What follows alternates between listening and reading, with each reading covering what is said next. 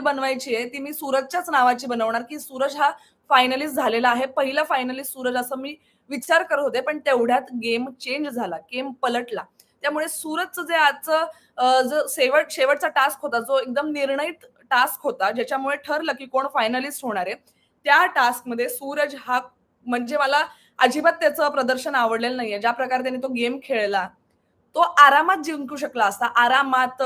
आणि त्याला तिथे सपोर्ट करणारी लोकं पण आहेत. व्हेअर निक्कीला तिथे दादा जर तुम्ही बघितले असेल, तर इतके तिला डिस्टर्ब करायचा प्रयत्न करत होते आणि इतकं ते तिला म्हणजे म्हणतात ना, कन्फ्यूज करण्याचा प्रयत्न करत होते. पण तसं बघितलं तर सूरजला खूप सपोर्ट होता. तर सूरजने इथे परफॉर्मन्स का नाही दिला?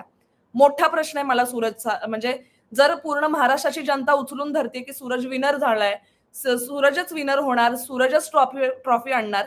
मग सूरजकडनं जी अपेक्षा आहे महाराष्ट्राची, त्या अपेक्षांवर सूरज उभा राहतोय का? तो खेळून दाखवतोय का तसा? आणि हा चॅलेंज म्हणजे